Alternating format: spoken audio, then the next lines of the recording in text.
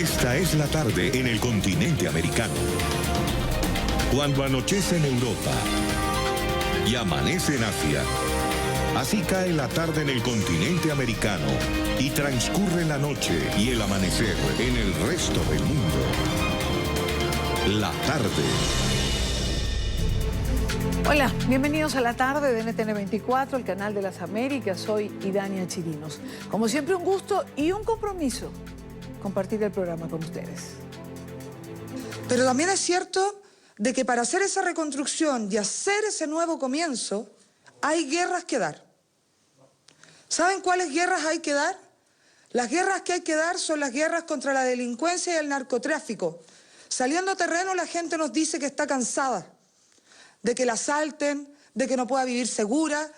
Y si bien hemos hecho esfuerzos enormes en el gobierno, yo creo que nunca antes le habíamos puesto tanto corazón para combatir la delincuencia, nos falta.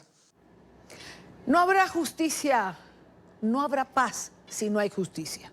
El gobierno de Sebastián Piñera anunció que debe empezar el proceso de reconstrucción, luego de varios días de desmanes en el país a propósito de la protesta por la medida del Ejecutivo de aumentar el precio del transporte.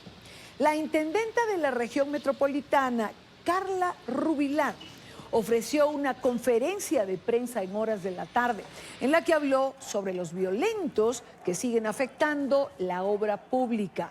Desde el Palacio de la Moneda también se pronunció la ministra de Gobierno, Cecilia Pérez, quien aseguró que lo que vive Chile es una situación poco habitual. Hizo un llamado al diálogo nacional para evitar más muertes. Y no queremos más muertes, no queremos más chilenos o extranjeros que estén en nuestro país fallecidos. Y lo que queremos, y por eso hacemos un llamado con tanta fuerza desde este Palacio de la Moneda a la normalidad, a la tranquilidad, a que no haya más violencia, que no haya más incendios, que no haya más saqueos. Muchos de ellos efectivamente han fallecido en saqueos. El presidente Sebastián Piñera se reunió con líderes de los partidos políticos de Chile. El encuentro en el Palacio de la Moneda hace parte de la estrategia del gobierno para encontrar una solución a la tensa situación que se ha vivido en el país durante todos estos días. El único partido que rechazó reunirse con el mandatario fue el Partido Socialista, que argumentó que su ausencia es porque no hay presencia de sectores de oposición y organizaciones sociales chilenas. Vamos a Santiago de Chile con Juan Pablo Monsalve, que está con nosotros. Juan, bienvenido. Idania, buenas tardes. Estamos aquí precisamente en una movilización de las muchas que hay hasta ahora aquí en la capital chilena. Son decenas de personas las que van sumándose a distintas marchas. Nosotros estamos ubicados en la comuna de Colina y esta pues ha sido uno de los epicentros de las manifestaciones y también de lo que se ha registrado en los últimos días. Vale la pena recordar que anoche fueron quemados unos peajes muy cerca de donde estamos en este momento. Esta manifestación se ha desarrollado de manera pacífica. Son jóvenes estudiantes que han decidido salir a caminar y obviamente a levantar estas demandas sociales que ellos vienen haciendo, dentro de las que se encuentra pues todo el tema de la salud, el transporte público y también la educación. Sin duda pues esta ha sido una jornada de marchas, de movilizaciones, de protestas. Se estima que hacia las 8 de la noche, ya lo ha confirmado así también las autoridades chilenas, comenzará a regir un nuevo toque de queda, la cuarta jornada con toque de queda. Los militares continúan desplegados en las calles. Se ha confirmado también que son 15 las víctimas fatales en medio de toda esta situación social que se vive en Chile. Y tal como ustedes lo señalaban, pues se espera que efectivamente el presidente Sebastián Piñera continúe avanzando en las distintas reuniones con el objetivo de enfrentar esta crisis social que se vive en territorio chileno. Idania. Ahora, Juan Pablo, las protestas no han parado, han continuado día tras día. Una vez que el presidente Piñera dijo que no se iba a subir las tarifas del metro, ¿qué pide la gente ahora? Es decir, ¿cuál es la queja? ¿Qué hay detrás? Idania, pues la queja es un malestar social que hay básicamente por lo que ellos han denominado lo que es la desigualdad. se quejan muchísimo del tema, por ejemplo, de la salud pública. Aseguran que el sistema está totalmente privatizado, que es muy costoso pagar una salud pública, la salud para las familias en territorio chileno. También insisten en que el tema educativo está pendiente, que lo que hizo la presidenta Michelle Bachelet no ha sido suficiente y que se tiene que avanzar en una educación gratuita, universal en territorio chileno. También insisten muchísimo con el tema de las pensiones. Vale la pena recordar que hay miles de personas en Chile que tienen pensiones por debajo del salario mínimo, lo que hace sin duda pues muy difícil para que estas personas, los adultos mayores, puedan vivir con esos recursos. También hace solo minutos en el Congreso ya se aprobó en una de las comisiones la reducción de la dieta parlamentaria, el salario que reciben los parlamentarios, que es considerado en este momento el salario más alto en América Latina. Ahora, estas medidas, Juan Pablo, evidentemente son paliativas o son medidas de efecto, pero creo que la gente no se conforma, no está satisfecha, quiere medidas concretas y anuncios particulares. Y Dania, sí, pues efectivamente las personas están esperando que hayan cuanto antes medidas urgentes para tratar de solucionar esta situación. En las calles lo que la gente nos viene diciendo en todos estos días que hemos tenido la posibilidad de caminar es básicamente que ellos quieren resoluciones concretas lo antes posible. Ellos están muy molestos con la clase política en general. No es directamente contra el gobierno del presidente Sebastián Piñera, sí lo nombran, pero también hablan de los gobiernos anteriores, aseguran que todo esto que está sucediendo se arrastra desde hace varios años atrás y que básicamente hay un cansancio social. Ya no están dispuestos a seguir soportando esta situación y sin duda pues el costo de vida en Chile es muy alto. Yo vivo acá hace varios años y puedo dar fe de esto y realmente pues las personas han decidido salir a las calles y ya decir no más y de una u otra forma pues buscar la manera de manifestarse. Algo muy interesante que se ha sucedido, Dania, es que los manifestantes también se han tratado de organizar para evitar que se filtren vándalos en medio de estas movilizaciones, porque la mayoría son convocadas de manera pacífica, sin embargo terminan filtrándose encapuchados, que son los que generan finalmente el desorden. Gracias, Juan Pablo. Juan Pablo Monsalve, periodista internacional. Gracias, Juan. Buena tarde para ti. Bueno, y Dania, feliz tarde. Igualmente, Juan Pablo Monsalve en las calles de Santiago de Chile. Quiero saludar a esta hora, son las 5:13 minutos, en la costa este de los Estados Unidos, al diputado Marcelo Schilling. Él es dirigente del Partido Socialista, el único partido que no asistió al llamado del presidente Sebastián Piñera. Diputado, muy buena tarde, gracias por acompañarnos. Buenas tardes, Irania. Gracias por el interés de conversar conmigo. ¿Por qué razón no asistieron ustedes a la convocatoria del presidente Piñera? Mire, primero algo de contexto para que se pueda... ¿Cómo no? Comprender nuestra decisión. Este estallido social tiene ya una larga historia que se tradujo en el descontento con la desigualdad y con los abusos. Usted puede mencionar muchas cosas: el estado de la salud, lo bajo de las pensiones, los sueldos que no alcanzan para llegar al fin del mes, y le podría agregar muchos problemas más. Todos ellos concurrieron al estallido a raíz del alza del servicio del metro de Santiago. Y eso fue el detonante. Ya se paralizó el alza, pero no va a resolver el problema, porque el problema es más de fondo. Esta explosión social no tiene una cabeza, es un hecho espontáneo.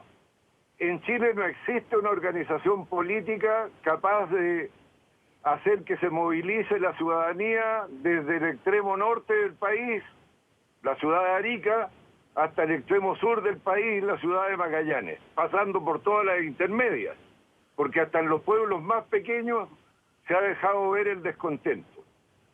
Y dado este carácter de este estallido, lo que nosotros le hemos dicho al gobierno es que primero tiene que reconocer su legitimidad y entender por qué ha sucedido. En segundo lugar, tiene que convocar al más amplio arco político y social a conversar para construir una solución, porque no puede convocar solamente a los partidos políticos, porque también están cuestionados. Lo que tiene todavía cierto grado de legitimidad son las organizaciones sociales. Naturalmente que los partidos políticos están en las instituciones y pueden ayudar a tomar e implementar las medidas que se propongan desde el Ejecutivo, pero no tienen la capacidad de representar el descontento social que se está manifestando hoy día en Chile. Y la convocatoria del presidente fue muy estrecha. Esa es la razón por la cual nosotros decidimos no concurrir hasta en tanto no se considere a la totalidad de los actores que pueden ayudar a darle una solución a esta manifestación. Ahora,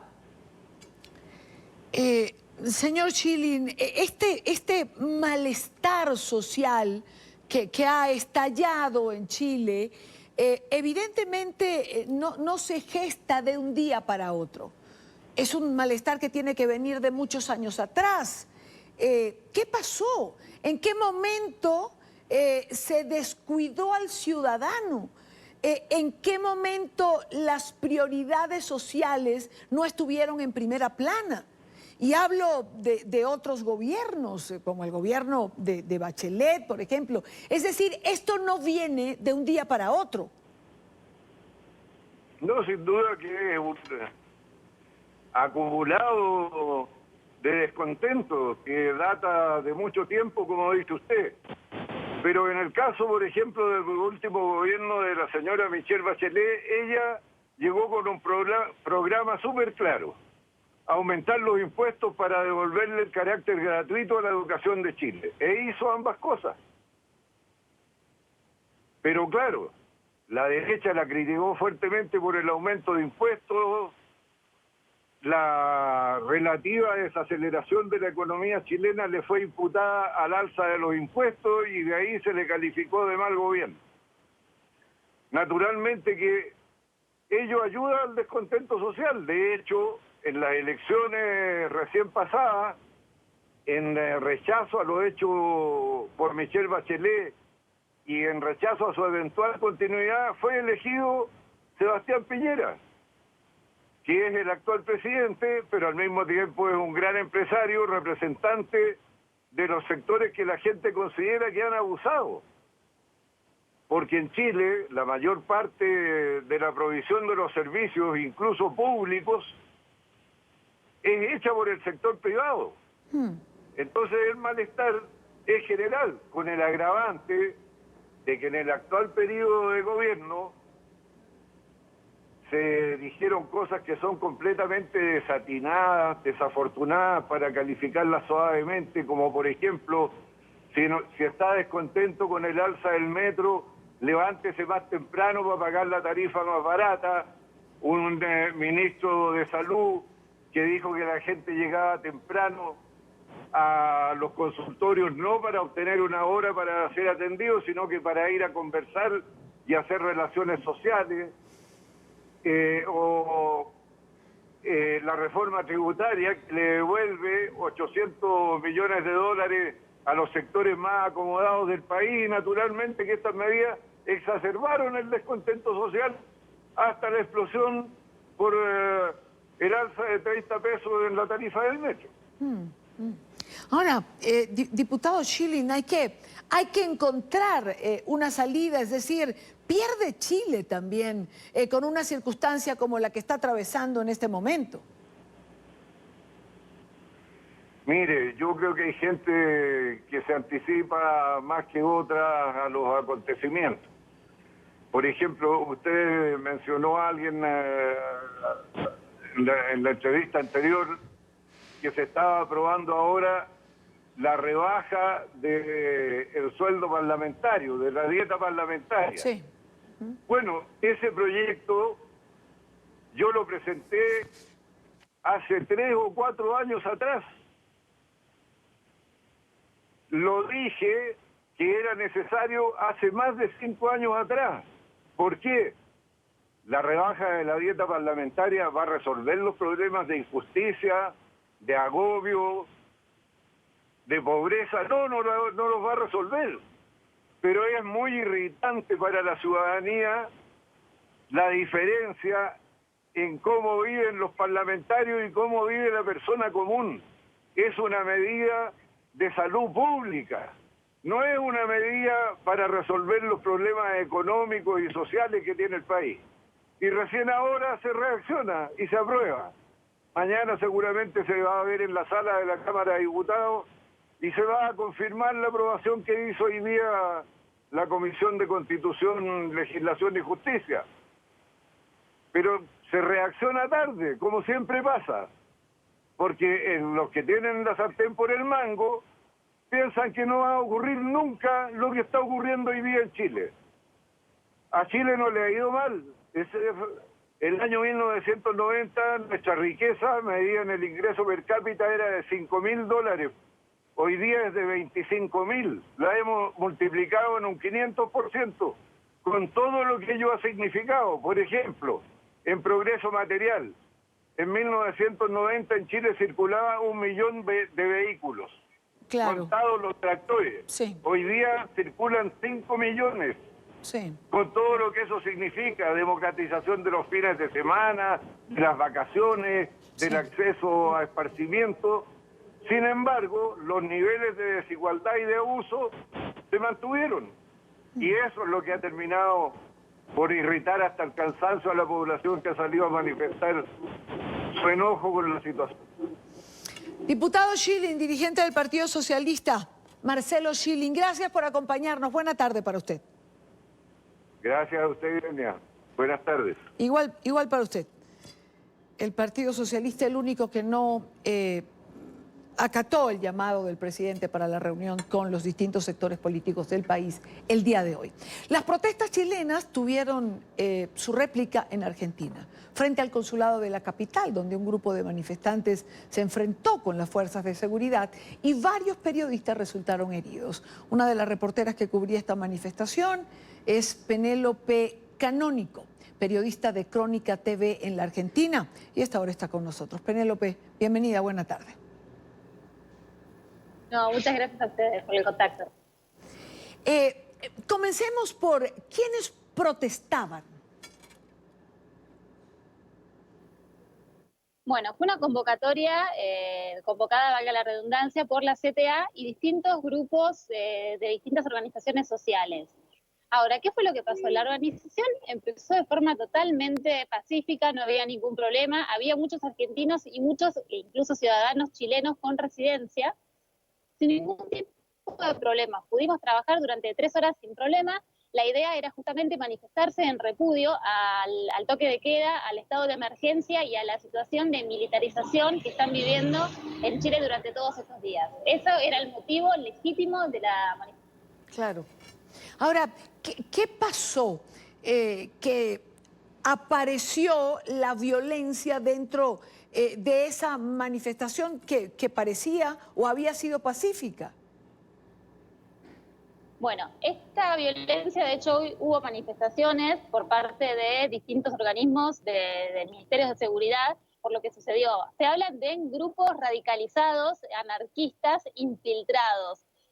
Cuando estábamos en el lugar, vimos por momentos que había algunos encapuchados, justamente para que no quedara en evidencia su cara. Suelen infiltrarse para poder tergiversar lo que está pasando. Al verlos uno pensaba que algo iba a pasar. Y finalmente, cuando estábamos trabajando con total normalidad, empiezan los empujones y las corridas, porque tenían bombas molotov que las tiraron, se enfrentaron con la policía, y esto fue lo que generó las primeras corridas que generaron esta tensión y confusión en el ambiente, un ambiente bastante caldeado y violento. Penélope, quienes agreden a la prensa son entonces estos infiltrados, los encapuchados que aparecieron. Exactamente, encapuchados y al grito de muerte al Estado, fuera el Estado burgués, y comenzaron de forma vandálica totalmente a incendiar todo lo que encontraban a su alrededor, tachos de basura, un comercio, vos mirabas para un lugar, era fuego, para la otra esquina fuego, fuego por todos lados, incluso estaban preparados, porque vinieron con elementos líquidos que le tiraron a mi colega, por ejemplo a mi cámara, para intentar quitársela. Le robaron los trípodes a un montón de colegas, la cámara a alguno que después la pudo recuperar. Tenían estas bombas molotov, tenían gas pimienta, que uno no es algo que uno lleve a manifestaciones. Incluso a uno de mis colegas, cuando estaba trabajando en vivo, le tiraron gas pimienta en el ojo. Sí, bueno, no es algo que uno lleve en el bolsillo. Penélope, tu compañero, tu camarógrafo, ¿está bien? Mi compañero, por suerte, está bien. Ahora yo estoy trabajando con él, pudo venir a trabajar. Recibió algunos golpes en el pecho y demás, pero en ese momento, de hecho, tuvo que esconderse porque lo seguían buscando. Tuvo que esconderse, meterse en una barbería, sacarse el chaleco y esconder la cámara como pudiera porque era imposible poder seguir. La peor parte se llevó fue el asistente de mi compañero, Ernesto Medina, que le pegaron. Yo lo vi porque en ese momento yo los perdí. Cuando los vuelvo a visualizar, yo seguía transmitiendo en vivo, me intento acercar y en ese momento veo que le pegan una patada voladora en el estómago que lo deja tendido en el piso boca arriba, inconsciente por un momento porque se desmayó, tuvieron que darle un poco de aire y se lo pusieron llevar al hospital Argerich, un hospital cercano al lugar donde estaba. Recibió asistencia médica, permaneció internado toda la noche en observación. Afortunadamente está bien, su salud no corre peligro. Sí, un compañero de otro canal, colega, que recibió 4 puntos de sutura por traumatismo de cráneo.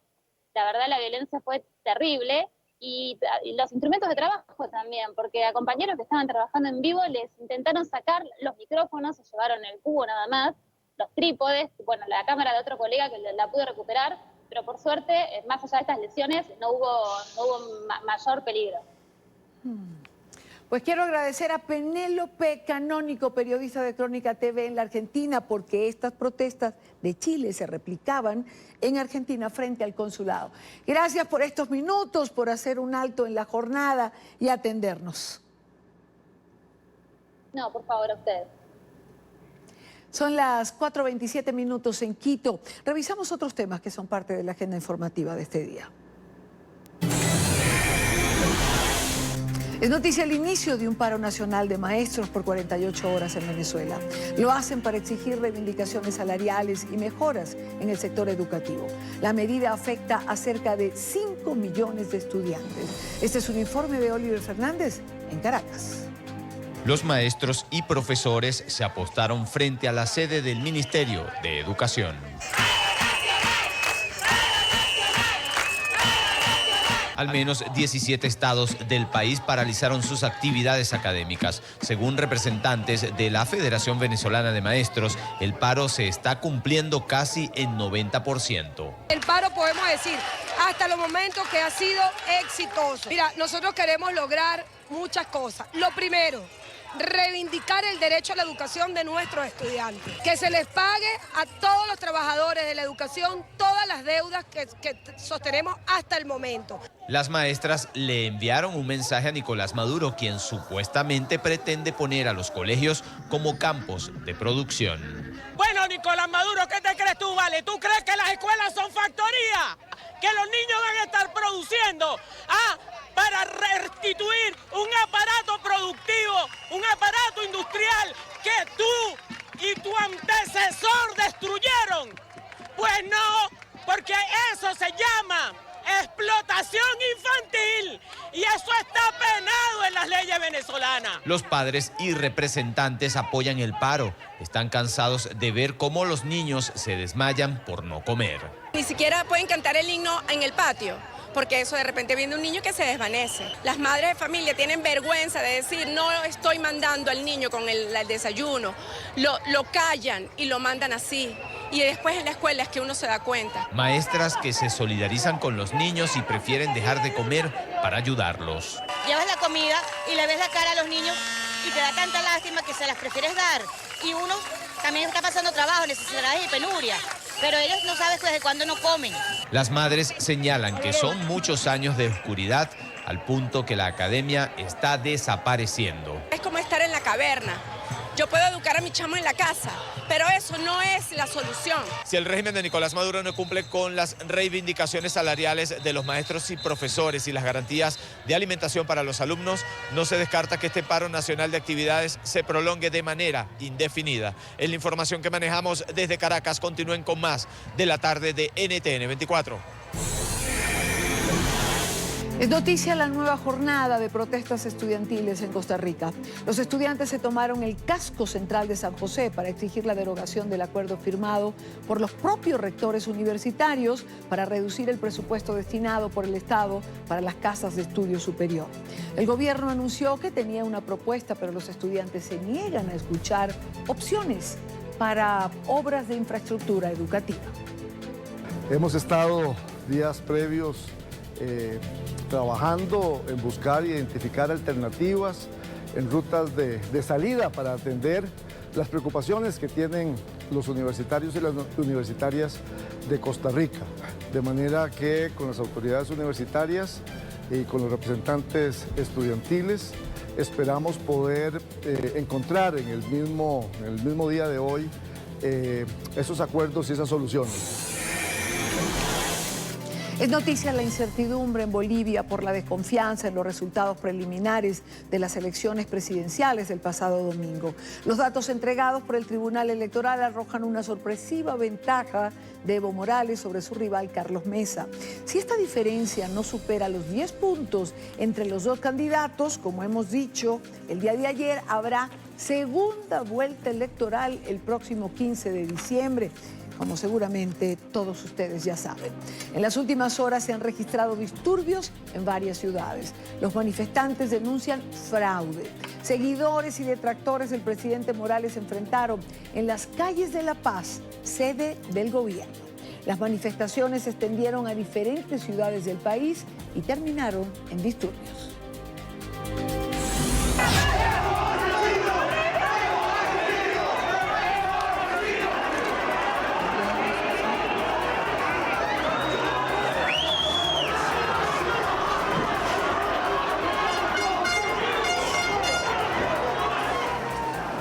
En medio de las manifestaciones, el rector de la Universidad Mayor de San Andrés y miembro del Comité Nacional de Defensa de la Democracia, Waldo Albarracín, sufrió una agresión mientras se manifestaba en La Paz, tras conocerse los resultados del recuento provisorio que favorecería en primera vuelta al presidente Morales.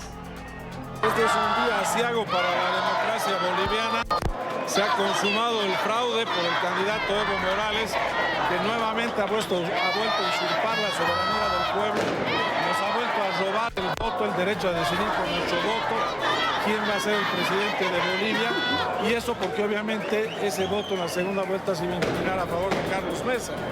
Entonces nuevamente nos vuelven a robar la democracia, nuevamente usurpan la soberanía del pueblo y con un fraude pues grosero, impúdico. Otra imagen que se hizo viral en redes sociales muestra el momento en que opositores a Morales derribaban una figura de Hugo Chávez. La localidad de Riberalta, pueblo de la Amazonía, ubicado a 650 kilómetros al noroeste de la ciudad de La Paz.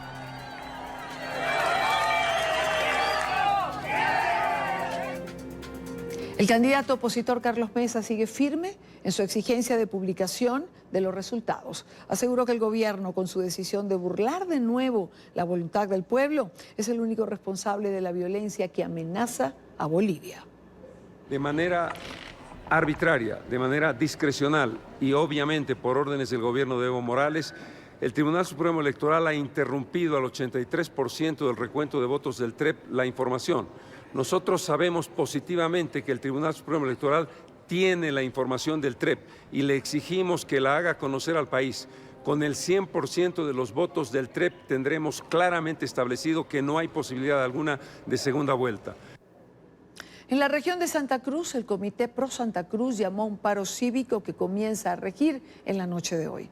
Para hablar de esto nos acompaña Tello Cochamanidis, presidente de la Federación de Fraternidades Cruceñas y secretario general del Comité Pro Santa Cruz.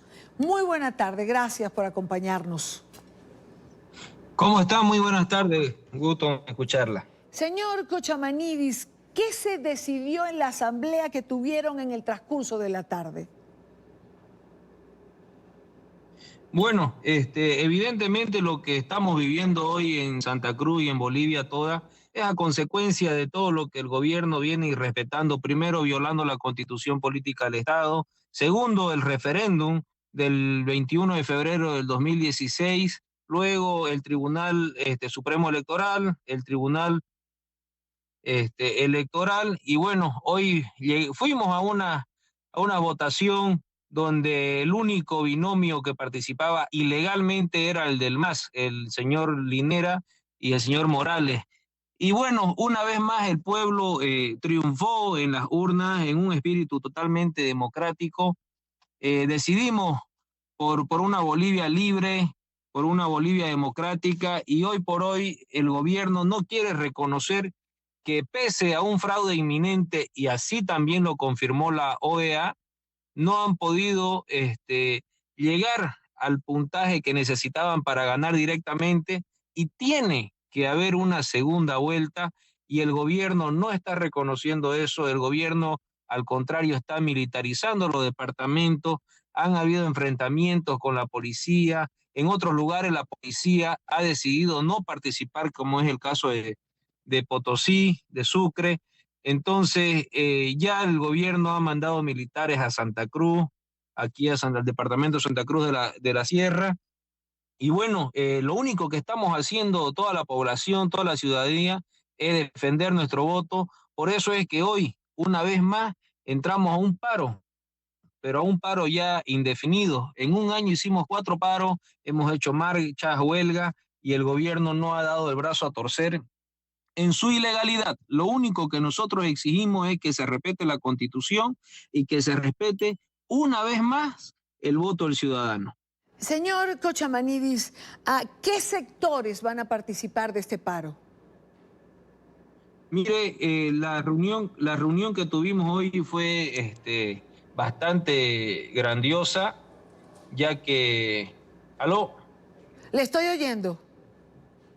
¿Aló, me escuchan? Sí, le escucho perfectamente. Tenemos problemas con la comunicación, pero le oímos. La reunión que tuvimos hoy, que ha sido bastante grande, vino gente de La Paz, de Potosí, de Tarija, de Beni, de Pando, de Oruro, de Cochabamba. Prácticamente todo el país estuvo reunido hoy con representación de los comités cívicos de cada departamento.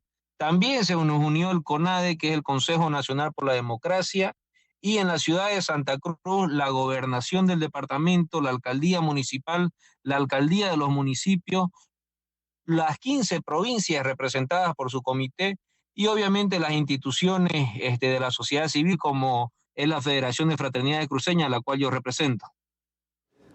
Le agradezco mucho, señor Kochamanidis, por estar con nosotros en la tarde de hoy. Él es el presidente de la Federación de Fraternidades Cruceñas y secretario general del Comité Pro Santa Cruz. Se anuncia este paro que comenzaría en la noche de hoy. José Manuel Ormachea, candidato a diputado por el Departamento de La Paz, por Comunidad Ciudadana, que es el partido de Carlos Mesa, está también con nosotros en la tarde de hoy. Bienvenido, buena tarde, diputado, gracias por acompañarnos. ¿Qué tal a toda la gente de NTN 24 y un saludo a todo Latinoamérica? Un paro como el que se está convocando para horas de la noche de hoy es exitoso si logra ser un paro nacional de los sectores más importantes. ¿Cree que esta convocatoria sea acatada de esa manera? Bueno, nosotros como Comunidad Ciudadana, el partido que está llevando a Carlos Mesa a la segunda vuelta, si es que los resultados fuesen transparentes, cosa que dudamos seriamente en todos los sectores de la oposición boliviana que así lo sean.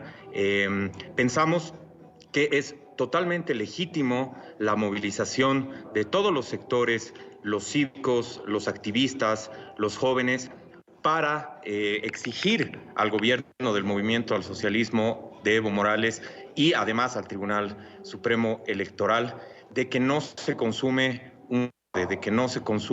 una irregularidad como se sospecha ampliamente que se está realizando en estos momentos a través del conteo de los votos, que ha durado muchos días, más de los esperados, y además que está poniendo en serias dudas lo poco que quedaba de democracia formal en este país, en Bolivia, que si es que se consumase el fraude, estaría siguiendo claramente los pasos de Nicaragua, los pasos de Venezuela, los pasos de Cuba, ¿no? Creemos que es legítimo, pero evidentemente instamos como comunidad ciudadana a la ciudadanía a que se movilice siempre de manera pacífica, siempre de manera no violenta, ¿no? El gobierno nos ha acusado a nosotros, a través del ministro Carlos Romero, de estar incitando a la violencia como organización política, lo cual es completamente falso. Nosotros siempre hemos llamado a las movilizaciones pacíficas, ¿no? Todos tienen el derecho de movilizarse en nuestro país, es un derecho constitucional y no vamos a permitir que se dé el fraude electoral en los siguientes días. Justo iba a preguntarle eso. Es decir, Evo Morales perdió un referéndum en el 2016 en relación a su reelección. Hizo caso omiso. Medió al tribunal y Evo Morales ha participado en esta elección. Es decir, Bolivia lo aceptó. ¿Qué iban a hacer de diferente en esta oportunidad para no aceptar un fraude que pareciera, para algunos, consolidarse con las horas? Mira, evidentemente se ha dado un fraude desde el momento en el que Evo Morales ha ingresado en la papeleta de manera ilegal y que le ha permitido el Tribunal Supremo Electoral, que tiene no a vocales sino a militantes del movimiento al socialismo, y así lo denunciamos, como quienes son las personas que están votando, están contando los votos de las bolivianas y los bolivianos, y eso empieza desde habilitar a Evo Morales hace un año atrás para las elecciones, cuando el voto del 21 de febrero del año 2016, claramente el voto de todos los bolivianos le ha dicho que no. Pero evidentemente nosotros como comunidad ciudadana no podíamos dejarle la cancha abierta, la cancha sin jugador enfrente a Evo Morales para que se eternice en el poder. A pesar de toda la adversidad, a pesar de toda la guerra sucia, a pesar de que toda la cancha estaba desnivelada a favor del socialismo y con el visto bueno del Tribunal Supremo Electoral para ello en todo el proceso electoral, nosotros hemos decidido competir, y si es que no existe fraude en este proceso, si es que no existe un fraude descomunal, tendría que existir una segunda vuelta. Así lo han dicho las encuestas en boca de urna, así lo ha reafirmado dos encuestas, uno de Viaciencia y el otro de la Universidad Mayor de San Andrés, que han hecho la encuesta en boca de urna y que dan claramente un resultado en segunda vuelta, pero que el Tribunal Supremo Electoral en los últimos días se ha encargado de falsear, ¿no? A través de la transferencia, el sistema de transferencia rápida, que se ha cortado en un momento determinado al 80% y ha vuelto a aparecer al 95%, dando como ganador a Evo Morales, ¿no? En esta transferencia rápida, lo cual nosotros condenamos, desconocemos, y obviamente por eso la ciudadanía se está movilizando y está tomando las calles, ¿no? José Manuel Ormachea, candidato a diputado por el Departamento de La Paz, por Comunidad Ciudadana, que es el partido del candidato Carlos Mesa. Muchísimas gracias. Buena tarde para usted. Buena tarde, un saludo a toda Latinoamérica. Gracias. Primera pausa. Hoy recuerde seguir nuestras cuentas en Twitter, las tiene en pantalla, siempre con información en tiempo real. Regresamos en breve con más información. Ya venimos. La Organización de Naciones Unidas llama la atención del pueblo de Bolivia para que evite el camino de la violencia tras las elecciones presidenciales del domingo. Además, insta a dar prioridad a los recursos legales para resolver disputas políticas. Por su parte, expertos en política latinoamericana, consultados por NTN 24, temen que en la nación suramericana no esté respetándose la verdadera voluntad del pueblo, expresada a través de las urnas. Alejandro Rincón tiene información en Nueva York. Alejandro. Hola, feliz tarde de martes para todos. En estas horas que son críticas para el futuro sociopolítico de Bolivia, hemos buscado el concepto de un experto en asuntos de democracia latinoamericana, quien considera que ahora mismo podría estar terminando de gestarse el robo de un proceso electoral presidencial. Hay enormes dudas sobre lo que sucedió en el momento cuando dejaron de transmitirse los resultados electorales y cambió rápidamente la tendencia que ahora favorece la reelección de Evo Morales. Parece que ha triunfado solo con la margen mínima para no enfrentar una segunda vuelta. Parece como demasiado bueno para ser verdad. Ya veremos. Pues ya vimos esta película en América Latina. Se llama Venezuela. Ya vemos como ciertos gobiernos y ciertos líderes tratan de perpetuarse en el poder y no escuchar la voluntad del pueblo. La comunidad internacional, entre tanto, ha emitido una variedad de reacciones que tienen un hilo conductor común a las declaraciones que ustedes acabaron de ver. Pedir a las autoridades electorales bolivianas el respeto por la verdadera voluntad del pueblo, en tanto que también hay preocupación por el surgimiento de hechos de violencia posteriores al proceso electoral. Y allí se inserta la reacción que NTN 24 obtuvo hoy de parte de la Secretaría General de Naciones Unidas. Frente a este proceso electoral, urgimos a todos los líderes políticos y sus seguidores a reducir las tensiones y abstenerse de actos de violencia y seguir los medios legales para una resolución de la disputa electoral. Llamamos a todos los bolivianos a ejercer la prudencia y mantener su espíritu cívico demostrado en la participación de estas elecciones. Por el momento los dejo con un dato para tener en cuenta para el transcurso del miércoles. La Organización de Estados Americanos ha convocado su Consejo Permanente con el objetivo de discutir la situación en Bolivia. Esto por la petición de varios países, entre ellos Canadá, Colombia y los Estados Unidos. Es lo que tenemos para ustedes por ahora. Continúen con más en la tarde.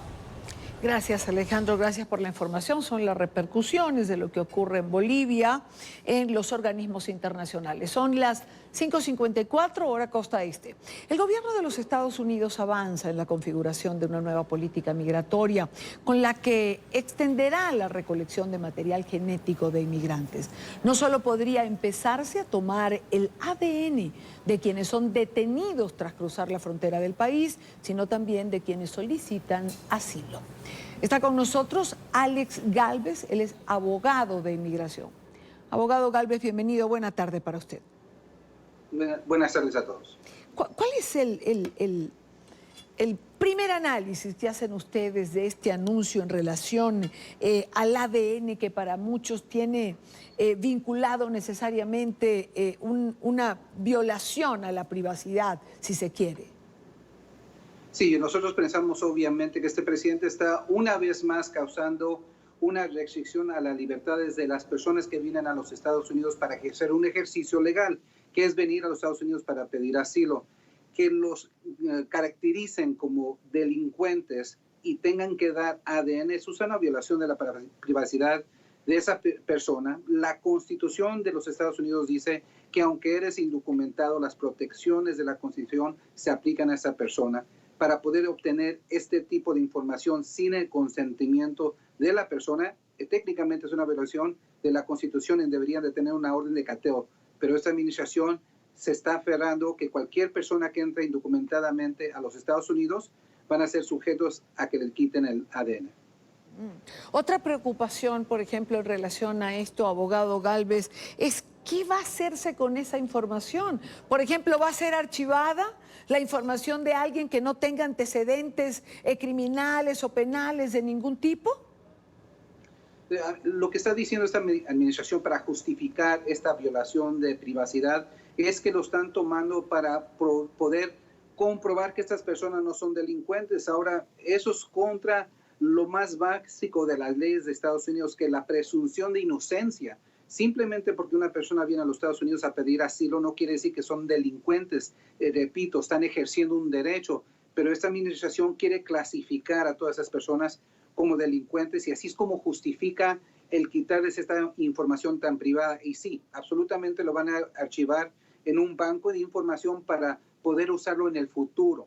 Y eso es lo que estamos mucho en contra. Los abogados de migración no están de acuerdo y esto es algo que se va a debatir en las Cortes Federales. Es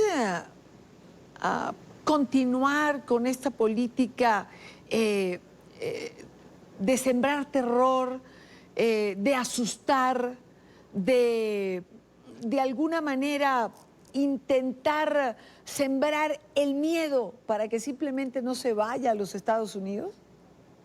No hay ninguna duda. Lo que está haciendo esta administración está buscando cualquier excusa para implementar ese terror hacia las personas que vienen a los Estados Unidos a pedir asilo. Ellos quieren buscar cualquier manera.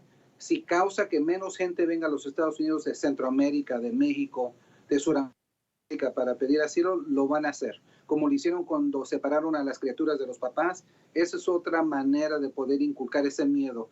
Ahora les vamos a quitar el ADN, siempre vamos a saber quiénes son y cuidado si vienes aquí porque te vamos a quitar esa información contra tu consentimiento y voluntad. ¿Qué puede pasar en caso de que alguien se niegue? Ellos lo que están diciendo es que no vas a tener opción. Si estás detenido, sí van a quitarte el ADN. Sí están haciendo algunas excepciones. Personas que están aquí dentro de los Estados Unidos como residentes no van a tener que dar esa información. Personas que están entrando a los Estados Unidos con visas de estudiante, residentes permanentes no son sujetos a eso. Pero si vienes aquí para pedir asilo y estás detenido, no vas a tener opción. Vas a tener que darlo a fuerzas. Y ese es el problema que estamos teniendo, que a fuerzas van a invadir a la privacidad, al cuerpo del ser humano. La Constitución de Estados Unidos dice que no es legal, sin embargo, esta administración piensa que puede hacer lo que quiera. Abogado Alex Gálvez, abogado en inmigración, muchísimas gracias por estos minutos con nosotros. A ustedes. Buena tarde. Tiempo de una nueva pausa en el programa de hoy. Al regreso, venimos con Héctor Chávez, con quien compartimos los martes el análisis de la noticia o de las noticias más sobresalientes que en este momento evidentemente se centran en la región. ¿Cómo no hablar de lo que ocurre en Bolivia? ¿Cómo no hablar del papel de la OEA? ¿Cómo no hablar de lo que está pasando en Chile? ¿Cómo no preguntarle a Héctor, por ejemplo, cómo cambia la geopolítica en la región con las elecciones argentinas, donde las encuestas marcan ya una diferencia que hace presumir que la fórmula Fernández sea la ganadora de esa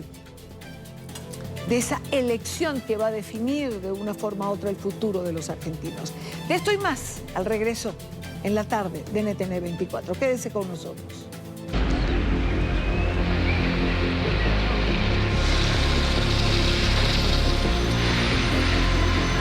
Para hacer esa reconstrucción y hacer ese nuevo comienzo, hay guerras que dar.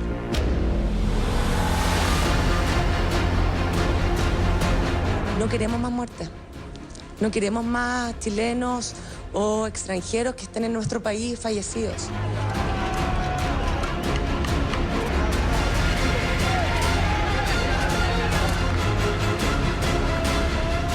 Me reuniré con presidentes de partidos para poder explorar y ojalá avanzar hacia un acuerdo social.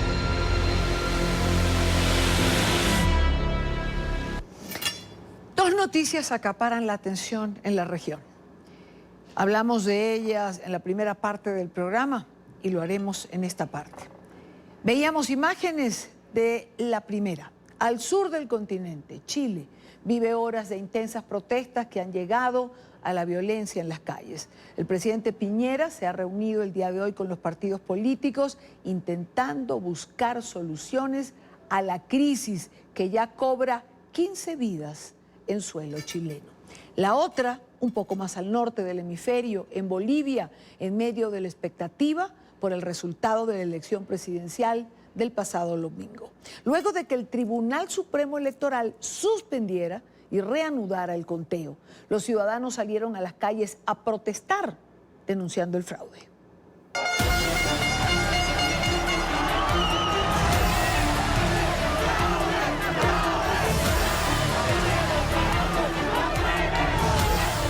El tribunal presentó datos con un cambio inexplicable de tendencia que modifica drásticamente el destino de la elección y genera pérdida de confianza en el proceso electoral.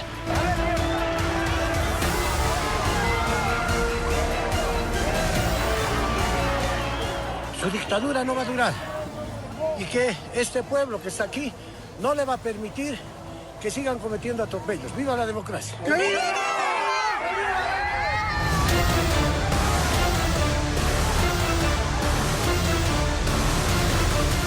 Con el 100% de los votos del TREP tendremos claramente establecido que no hay posibilidad alguna de segunda vuelta. El resultado que a esta hora publica el Tribunal Electoral, Evo Morales sigue al frente con un 46.40% de los votos, mientras que el opositor Carlos Mesa tiene un 37.07%. Según estos datos, habría una segunda vuelta el 15 de diciembre.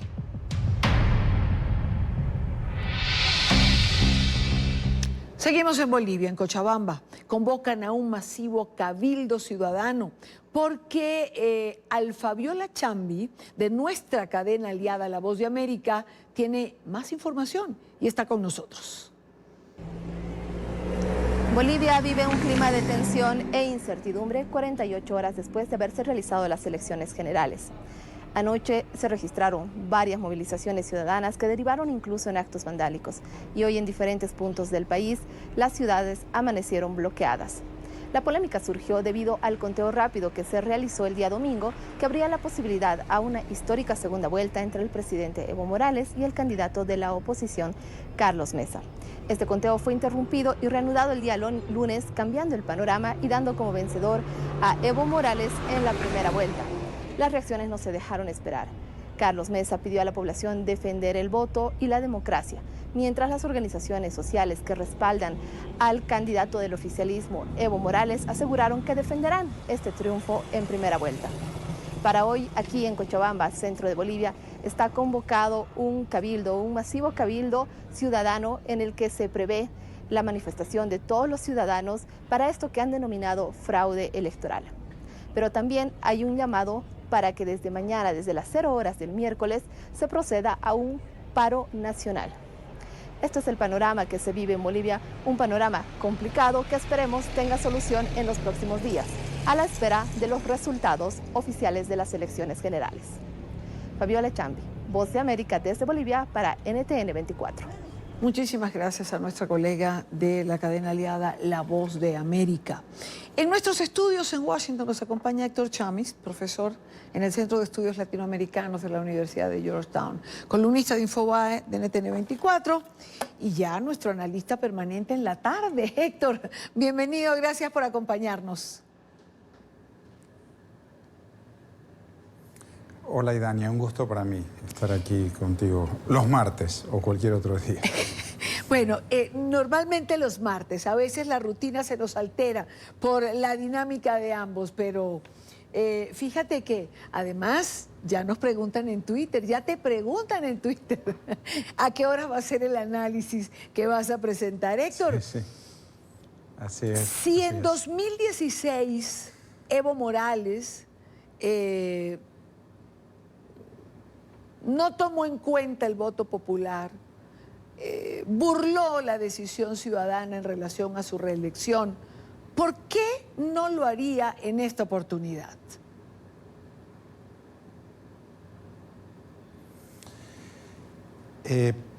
Esperemos que no lo haga, eso primero que nada.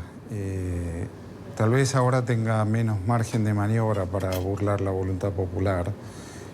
Esta suspensión de conteo, esta repentina interrupción de transmisión de datos, por supuesto llama la atención, sorprende, decía ese comunicado de la OEA que leyó el canciller González, ex canciller de Costa Rica. Por cierto que la diferencia no es suficiente para, aún en el conteo del propio Tribunal Oficial de Bolivia, la diferencia indicaría aún así una segunda vuelta. Y yo creo que ojalá Evo Morales pueda entender que esa segunda vuelta es necesaria de cualquier forma, porque las irregularidades y las sorpresas y los cambios de tendencia inesperados de importante magnitud deslegitiman un resultado favorable para Evo Morales. Entonces la única manera que él tendría de resolver esa cuestión, de recuperar legitimidad, es con una segunda vuelta, y que esa segunda vuelta gane o pierda. Pero yo creo que esa es condición necesaria para la estabilidad de Bolivia. Evo Morales en su cuenta, es que estoy viendo otro tuit que ya te voy a comentar, sobre el que seguramente vas a tener algo que decir, pero Evo Morales acaba en su cuenta de Twitter de colocar un mensaje hace unos minutos y habla de una reunión productiva con observadores, delegaciones diplomáticas y de la Unión Europea y la OEA para escuchar y responder ante preocupaciones. Dice Evo Morales que le ha reiterado la invitación a que fiscalicen todo el proceso de cómputo de votos, acta por acta, con todas las garantías. Hay también un segundo comunicado de la OEA donde dice que han podido constatar que por actos de violencia se ha interrumpido el conteo en 9 departamentos, si no recuerdo mal. ¿Tendrán las comisiones de observación todas las garantías? Bueno, ojalá, es necesario. Yo creo que de otra manera Bolivia se encamina a una profunda división política y tal vez social si esto no se resuelve de acuerdo a la legalidad correspondiente y con el suficiente consenso para que esta elección termine bien.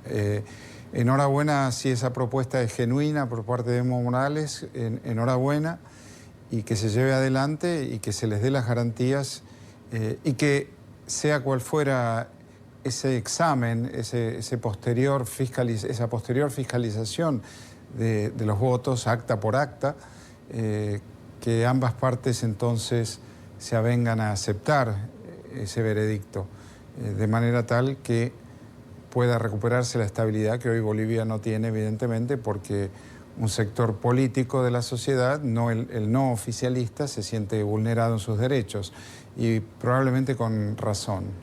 Ahora, Héctor, en caso de que no se den las garantías necesarias, de se diga que Evo Morales ha ganado en esta primera vuelta, que no se vaya a un balotaje, que no se legitime, como bien tú señalas, la pregunta es, ¿la OEA irá mucho más allá de preocuparse y sorprenderse?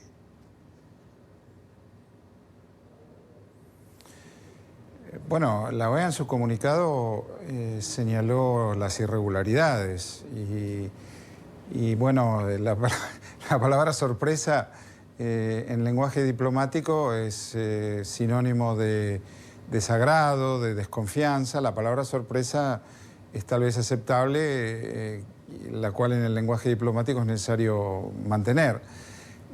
Pero la OEA ya indicó de una manera bastante fehaciente que el conteo rápido ya iba en esa dirección. Digamos, lo que estaban haciendo iba en dirección de una segunda vuelta. Entonces, enhorabuena esta propuesta del gobierno de invitar a fiscalizar a la OEA, a la Unión Europea, a cualquier institución que esté en Bolivia observando la elección y a los diplomáticos extranjeros también.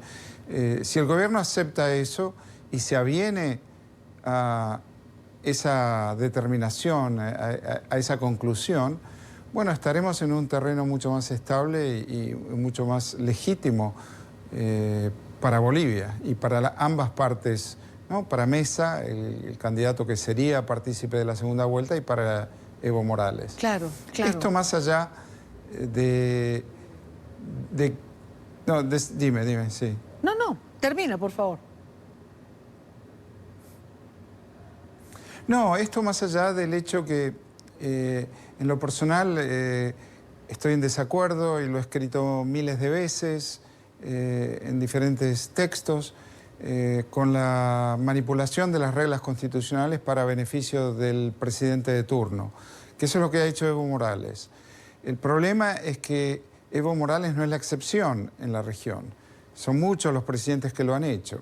Y entonces estamos en un terreno donde algunos colegas míos han hablado de hiperpresidencialismo, de superpresidencialismo, donde los presidentes gozan de poder discrecional tal que les permite cambiar las reglas y quedarse más tiempo del tiempo estipulado al ser electos. Y luego volver a cambiarlas y un periodo se hacen 2, 2 se hacen 3 y en algunos casos 3 se han hecho elección indefinida, reelección indefinida.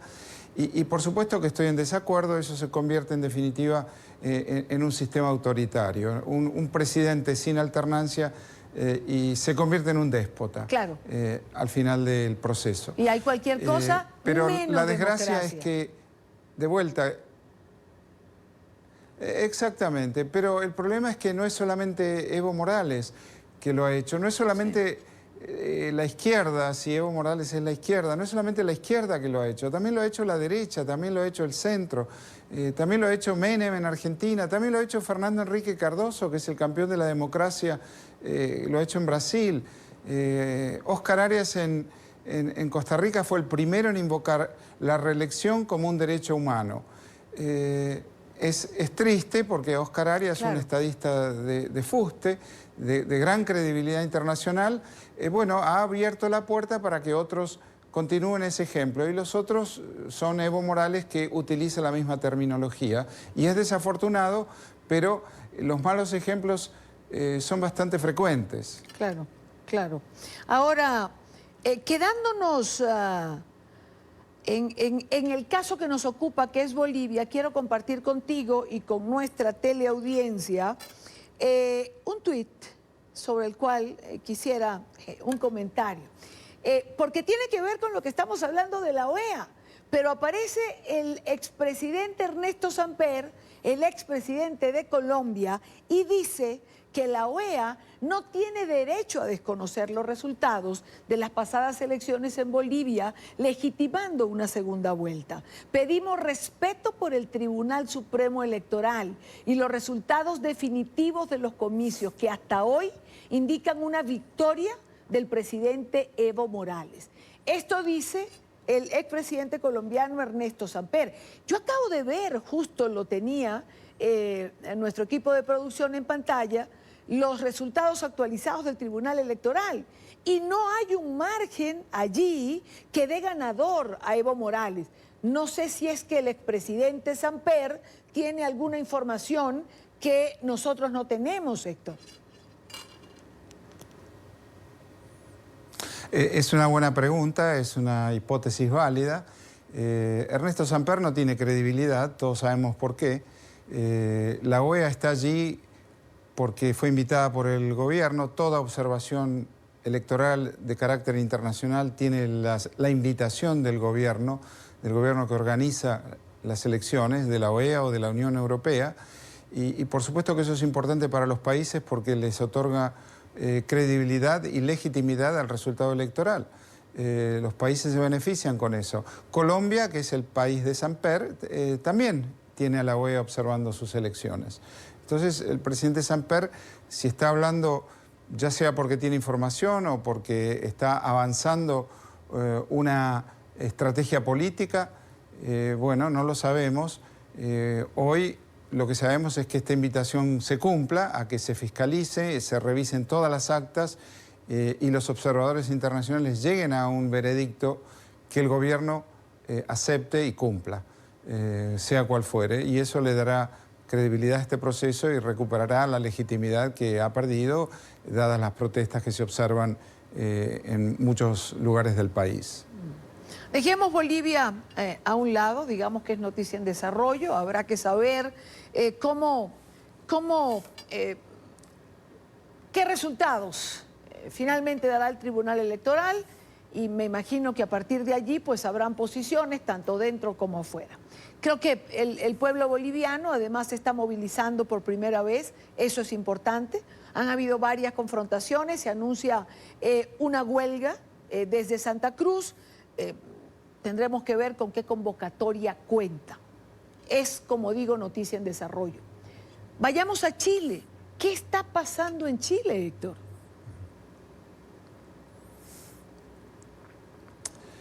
Bueno, es muy paradójico lo de Chile porque por varios motivos. Uno es que Chile es de los países con menor desigualdad y más alto producto per cápita del continente. Es uno de los países que en los últimos 20, 30 años ha hecho los mayores progresos. Es un país con más prosperidad que la vasta mayoría de los países de la región. Esto no necesariamente significa que no haya descontento, porque también sabemos que la prosperidad puede generar descontento cuando expectativas de mejoras aún más altas no son cumplidas. Hay muchísima literatura sobre el tema, cómo las movilizaciones y la protesta no son producto de la privación, de la pobreza, sino de lo contrario, de la modernización y de la prosperidad que en algún momento queda truncado. Entonces, bueno, hay mucha parte de esta protesta que es genuina y tiene que ver con eso, que es un fenómeno sociológico estudiado en detalle durante muchísimo tiempo. Lo otro que sí me llama la atención acerca de Chile es que la magnitud de la protesta y el carácter de la violencia es sorprendente, y no uso la palabra como la usó la OEA, sino que la uso de manera preocupada. Y no puedo dejar de pensar que hay intervención de elementos extranjeros, que el PC chileno obedece a La Habana, y que no quiero sonar conspirativo, a veces siento que con estas cosas uno termina en una conspiración y el argumento es descontado por otros. Pero es inevitable ir en esa dirección, donde ciertos elementos forman parte de una estrategia de desestabilización que tiene que ver con una larga historia en Colombia, de desestabilización en Colombia, en Ecuador recientemente, hoy en Chile. La magnitud de la protesta hace pensar eso. Mira, el presidente Ricardo Lagos, antes de ser presidente, socialista, antes de ser presidente fue ministro de Educación. Y tanto como ministro de Educación como presidente tuvo tremenda cantidad de manifestaciones de estudiantes de una manera casi constante. Estudiantes protestando por diferentes circunstancias que tienen que ver con la educación en el país. Desde los costos, desde las becas, boletos estudiantiles, pasaje estudiantil, durante larguísimos años.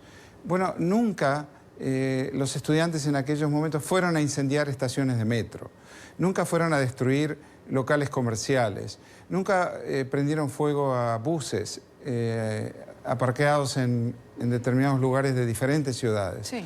Entonces esto da que pensar que es más que una protesta por expectativas sociales frustradas. Y por el otro lado, también es cierto, a fuerza de ser objetivo en el análisis, que el presidente Piñera no ha tenido la mejor de las reacciones, ¿no? No ha tenido la más política y la más estratégica de las reacciones. Esto no es una guerra, dijo, estamos en guerra. No es una guerra es otra cosa. Esta es una gran protesta social con elementos desestabilizadores. Me remito a las palabras de Diosdado Cabello y de Maduro, que se autoadjudican, no sabemos si es cierto, pero sí sabemos que hay infiltración de elementos chavistas en las migraciones, en el éxodo venezolano. Hay la vasta mayoría de los migrantes son gente privada y necesitada, y por eso migran, pero en ese conjunto se han infiltrado elementos de inteligencia bolivariana o de inteligencia cubana. Lo hemos visto en Cúcuta en ocasión del 23 de febrero, por ejemplo, donde había elementos desestabilizadores del lado colombiano, no solamente del lado venezolano. Entonces, esta es una estrategia que no podemos desconocer, no podemos ser tan ingenuos, que por cierto no explica todo, pero es parte de esta explicación de un fenómeno por demás complejo y por demás preocupante. ¿Tú sí estás de acuerdo entonces, Héctor, con la hipótesis de que esto de alguna manera está planificado? que evidentemente, como pasó en Ecuador, hay una protesta social válida. Hay elementos valederos para que la población levante su voz, pero que evidentemente sobre esta protesta hay factores que se montan. Esto, para ti, como decía María Corina Machado en una rueda de prensa hace unas horas, ¿está planificado por el Foro de Sao Paulo? Yo creo que está planificado por un conjunto de actores políticos, el Foro de Sao Paulo, el gobierno de Cuba, el régimen de Maduro, que ven en esta coyuntura una oportunidad de regresar al poder luego de haber sido rechazados por sus sociedades, en el caso de Ecuador, en el caso de Chile, en el caso de Argentina, con la elección de Macri, la elección de Piñera, la elección de Lenín Moreno, que si bien era parte del partido de Correa, se distanció de Correa, la elección de Iván Duque en Colombia, un cambio de ciclo que hubo hace aproximadamente 4 años, 3-4 años, 2 años en el caso de Chile, menos, la elección de Bolsonaro en Brasil, que los ha dejado fuera del poder y esta es una manera de regresar. Hay una izquierda en América Latina que no cree ni tiene convicción democrática alguna, no cree en los mecanismos de la democracia, no cree en la alternancia en el poder, y entonces tal vez estén viendo en esta desestabilización la oportunidad de regresar al poder, si no por el voto, por otros mecanismos, pero al menos desestabilizar y debilitar a gobiernos elegidos que no tienen el mismo signo ideológico que esa izquierda. Una pregunta. Y por supuesto, La Habana está detrás de esto porque siempre estuvo detrás. Claro, claro. Sí. Y una pregunta más porque no lo puedo obviar, ya vamos a elecciones en Argentina, las encuestas dan una diferencia entre la fórmula Fernández y el presidente Mauricio Macri, y pareciera, aunque los milagros existen, que todo de alguna manera está escrito. Y Argentina, por el voto, retrocedería en lo que ha sido la política de modernización que ha implementado Mauricio Macri. Dura, fuerte quizás, como muchos señalan, pero digamos encaminada a llevar al país hacia otro lado. ¿Cómo va a influir, cómo va a cambiar la dinámica geopolítica en la región a partir de un triunfo de la fórmula Fernández en Argentina? En gran forma, yo creo, porque va a haber un reacomodamiento de Argentina en su política exterior, va a haber una reformulación de su política exterior frente a Venezuela,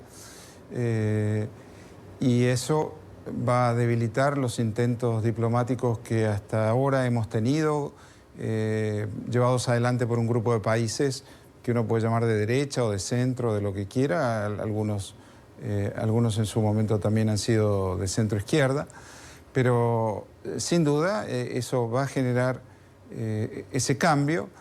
Cristina Fernández recibió dineros de PDVSA para su elección ya en 2007, recibía dinero de PDVSA para su elección, la famosa valija maleta de Antonini Wilson, y ahí hay compromisos políticos de larga data, desde cuando Chávez vivía todavía. Entonces, eso va a significar un reacomodamiento y no va a ser bueno para la recuperación de la democracia en Venezuela y por ende para estabilizar la democracia en la región, en un momento en que uno donde mire ve tremenda inestabilidad, sociedades explosivas y la democracia en riesgo, por supuesto. Claro. Quiero terminar con una frase que decías cuando hablábamos de Bolivia. Y decías, Bolivia se encamina hacia una división política y social. ¿Es ese el sino de nuestra región? Es decir, ¿es eso lo que va a marcar nuestro devenir? Porque lo vemos en Bolivia, en Chile, en Venezuela. Es decir, ¿es esa nuestra cotidianidad? Sí, casi como si fuera un fatalismo que tenemos, porque Fíjate lo siguiente, Evo Morales sí produjo enorme progreso social en Bolivia, sí produjo prosperidad, crecimiento económico, mejor distribución en un país profundamente desigual, socialmente hablando, pero eso a costa de perpetuarse en el poder, quedarse en el poder más tiempo del que estaba estipulado al llegar y generando este tipo de reacciones políticas. Es como que no podemos juntar la democracia, la estabilidad política con la equidad social. Y cuando falta uno de esos va a haber divisiones. División social, producto de la inequidad social característica de nuestro continente, o división política, producto de este tipo de maniobras políticas como la de Bolivia, que constituyen potencialmente un fraude y que por supuesto dejan a la mitad del electorado frustrado y con deseo de revancha. Porque por el otro lado, nadie gana con el 80% de los votos. La realidad es que el que gana una elección en una democracia, con suerte gana por 10 puntos de diferencia. Eso significa una sociedad plural y una sociedad empatada. Entonces, el empate se puede administrar políticamente, pero la división genera conflicto e inestabilidad. Conflicto e inestabilidad, justo lo que tenemos en distintos países, conflicto e inestabilidad. Héctor, gracias, nunca es suficiente el tiempo para conversar contigo. Gracias por acompañarme siempre. Lo mismo digo, hasta siempre. Gracias. Vale, buenas tardes. Héctor Chamis. Pausa en el programa. No sin antes invitarlos a que se suscriban a nuestro canal en YouTube, la dirección en pantalla. Todo nuestro contenido multimedia, entrevistas, reportajes y la señal en vivo de nuestro canal. Conéctese a la información, conéctese a NTN 24. Andrés Manuel López Obrador defiende su política de seguridad. Durante la conferencia matutina, el presidente de México fue cuestionado nuevamente sobre la decisión de liberar a Ovidio Guzmán tras el operativo fallido del pasado jueves en Culiacán, en Sinaloa. López Obrador aseguró que desconocía la operación que adelantarían las Fuerzas Armadas, pero que confía en cada decisión. Agregó que pese a las críticas, no cambiará la política de seguridad pacifista que mantiene su administración. Sin embargo, dijo que el hijo de Joaquín, el Chapo Guzmán, y actual líder del cártel de Sinaloa, sigue siendo un objetivo de las autoridades mexicanas y estadounidenses. Yo no estaba informado, no me informan en estos casos, o sea, porque hay una recomendación general, hay un lineamiento general que se aplica, le tengo mucha confianza. Sirve para reafirmar nuestra vocación pacifista. Una masacre ordenada por el presidente es una mancha que no se quita ni con toda el agua de los océanos. Una masacre ordenada por el presidente. Está con nosotros Gerardo Garibay Camarena, él es doctor en Derecho, analista político y editor de Wellington. Señor Garibay, bienvenido, buena tarde, gracias por estar con nosotros. Hola, muy buenas tardes, gracias a ti y a todos los televidentes. A ver, el devolver al hijo del Chapo Guzmán, estas palabras me quedan sonando, una masacre ordenada por el presidente, es decir,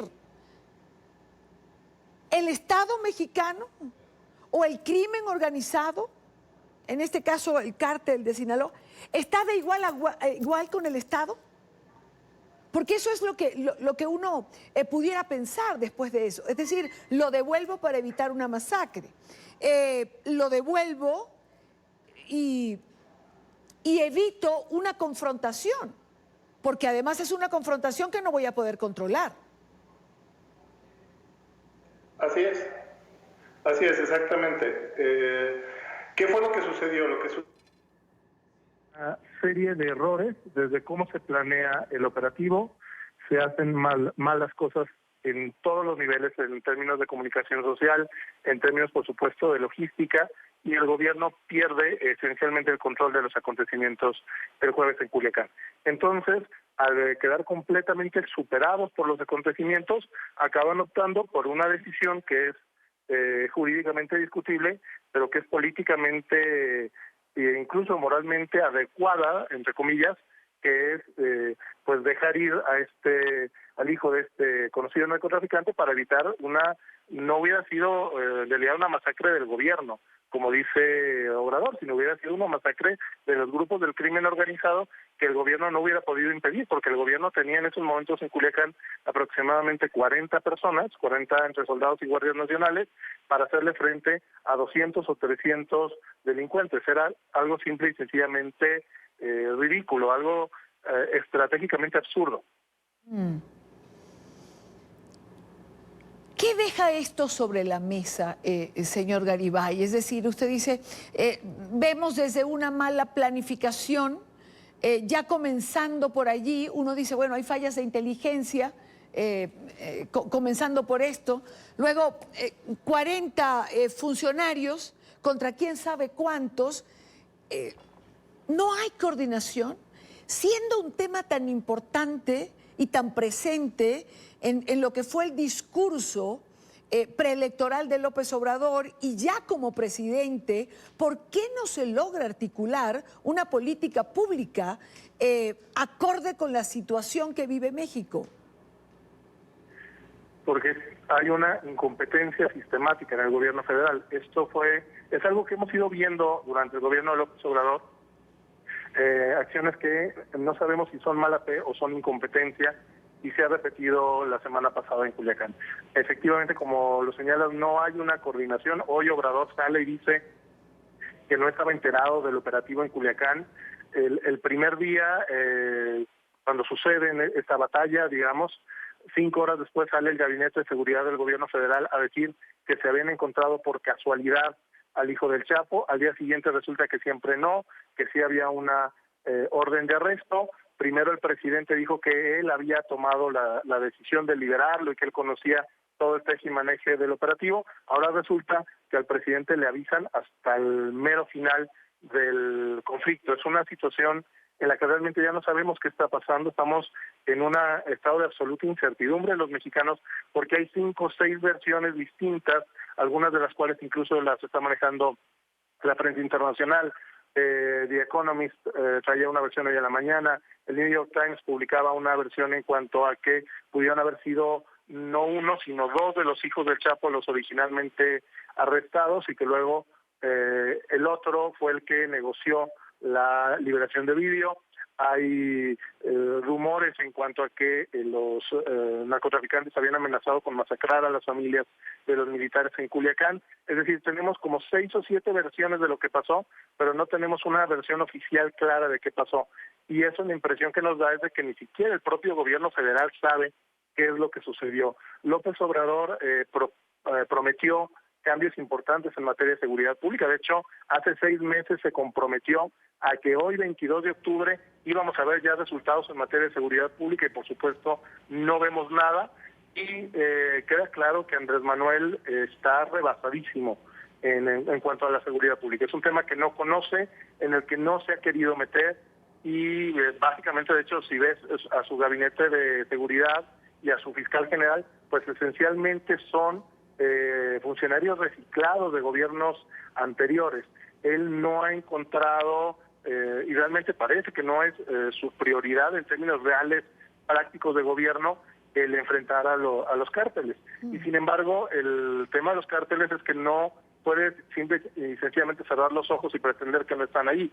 Ahí están y los tienes que enfrentar de algún modo, tienes que dialogar con ellos de algún modo, y López Obrador no ha atinado realmente a tener una estrategia congruente que diga sí vamos a seguir la guerra de este modo, o no la vamos a seguir, pero vamos a hacer A, B, C y D en lugar de esa guerra. Entonces se ha quedado como en una especie de limbo, esperando que no pase nada, y finalmente pues, la semana pasada pasó algo, ¿no? Pasó el peor enfrentamiento que se recuerda en la historia de Culiacán.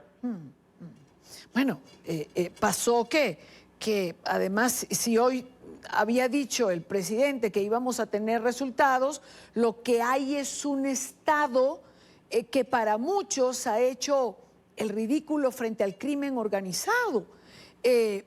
Porque, es decir, para una buena parte de la sociedad mexicana, esta es la impresión que se tiene. Es decir, ¿cómo quedó el Estado después de esto? Es que como que le bajaron los pantalones, pues. Sí, efectivamente, quedaron en ridículo. No hay otra forma de entenderlo, no hay otra forma de justificarlo. Simplemente fueron exhibidos como personas que no tienen ni idea de lo que están haciendo, personas que están completamente rebasadas en sus cargos, desde el presidente para abajo. Y eso, por supuesto, que es una pésima noticia para todos los mexicanos. ¿Por qué? Porque básicamente lo que ha sucedido en Culiacán es que le han tomado la medida, como decimos en México, al presidente. Entonces, tiene dos sopas: o volverse a olvidar del narcotráfico y que esto de Culiacán lo siga persiguiendo como una mancha digamos, de su cobardía, porque incluso las encuestas que se hicieron después del tema Culiacán, más del 54% de los mexicanos consideraron que la actitud del gobierno había sido cobarde.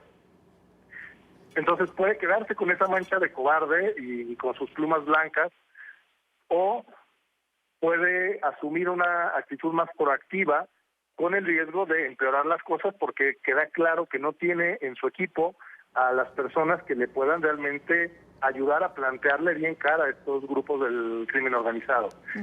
Básicamente comentabas tú al inicio que pareciera que está al mismo nivel. En muchas partes del país incluso parece que los que están por encima son los grupos del crimen organizado, y el Estado se ha reducido a un papel de comparsa, a un papel de coexistencia, pero que depende de la misericordia del cártel, como se vio muy claro en Culiacán. En Culiacán el cártel demostró que si quieren pueden masacrar a la ciudad y no hay nadie que se los vaya a impedir. Y eso es una lección verdaderamente escalofriante para todos los que vivimos en México. Por supuesto que sí. Señor Garibay, le agradezco mucho su tiempo. Gracias por estar con nosotros. Al contrario, muchísimas gracias a ti y un saludo a todos los televidentes. Muy buena tarde. Rápidamente hacemos, después de esta entrevista, una pausa. Ya venimos. Llegamos al final de la tarde de hoy. Gracias por habernos acompañado. Les dejo nuestras cuentas de Twitter. Recuerden nuestro canal de YouTube, nuestra página web, Instagram. Son plataformas todas para encontrarnos. Les espero mañana a la misma hora para compartir, analizar, debatir la agenda informativa del día. Buena tarde para todos.